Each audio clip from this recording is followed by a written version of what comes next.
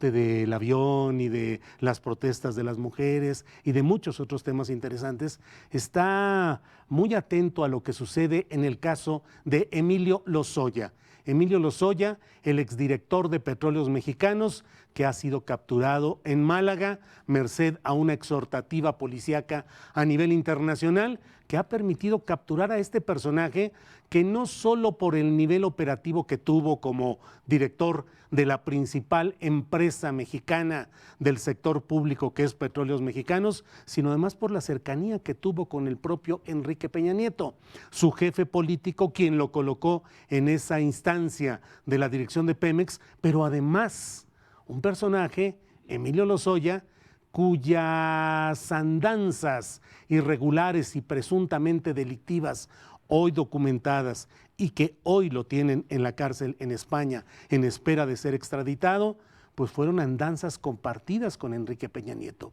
Recordemos que Emilio Lozoya fue el coordinador de asuntos internacionales de la campaña electoral del entonces candidato a la presidencia de la República, Enrique Peña Nieto. A él, a Emilio Lozoya, le dieron dinero, $10 millones, y una parte de ese dinero se lo dieron en el curso de la propia campaña electoral como una forma de que él tuviese efectivo suficiente para aceitar su tránsito hacia una posición desde la cual luego pudiese devolver esos favores a quien había sido beneficiado en esa campaña primero, luego llegaría a billetazos, como dijo un famoso dirigente panista, a billetazos llegó Enrique Peña Nieto a la presidencia de la República y desde ahí devolvió el favor a Emilio Lozoya haciéndolo director de Pemex. Y desde ahí Emilio Lozoya, director de Pemex, devolvió el favor a Odebrecht, que era la empresa brasileña altamente corruptora en toda Latinoamérica, que le había dado dinero para aceitar, para financiar la campaña del exgobernador del Estado de México, Enrique Peña Nieto. ¿Hasta dónde va a llegar esta historia? ¿Cuáles son los capítulos de esta telenovela política pendiente? ¿Hay de verdad una relación de impunidad concertada que fue la que permitió la transición de terciopelo de 2018, que permitió la llegada de Andrés Manuel López Obrador a la presidencia de la República?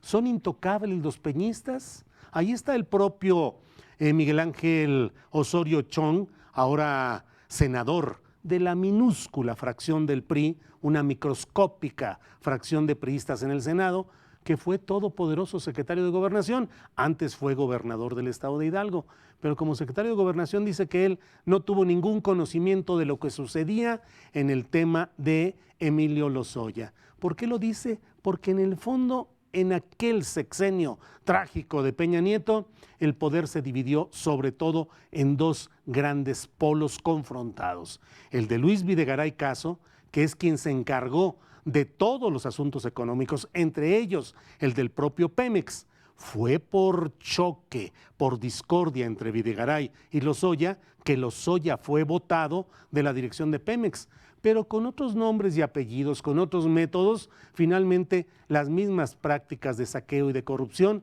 se mantuvieron en esa misma empresa central del gobierno mexicano.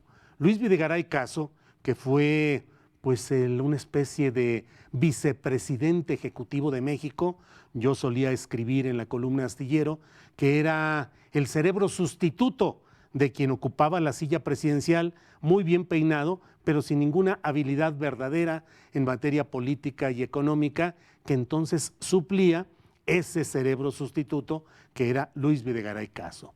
¿Dónde anda Luis Videgaray? ¿Qué hace? ¿Cuál es su corresponsabilidad en esta crisis de saqueo y de corrupción cuya herencia mantiene hoy a México en la situación en la que hoy está, agravada, desde luego, por errores y por distorsiones de la nueva administración, pero con la enorme carga de lo que sucedió en aquella época? ¿Cuáles son las culpas de Enrique Peña Nieto?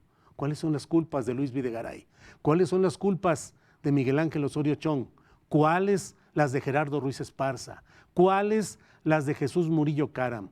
¿Cuáles las de todos esos partícipes en el daño terrible a nuestro país que hoy disfrutan tranquilos como lo hacía el propio Emilio Lozoya en residencias de lujo solo para multimillonarios. Esperemos que haya justicia y que realmente esta herencia maldita de la que cotidianamente nos habla el presidente López Obrador para explicar o para justificar el presente tenga castigo, porque de otra manera es simplemente hablar del pasado para justificar el presente, pero sin hacer nada para castigar a todos aquellos que hundieron a nuestro país.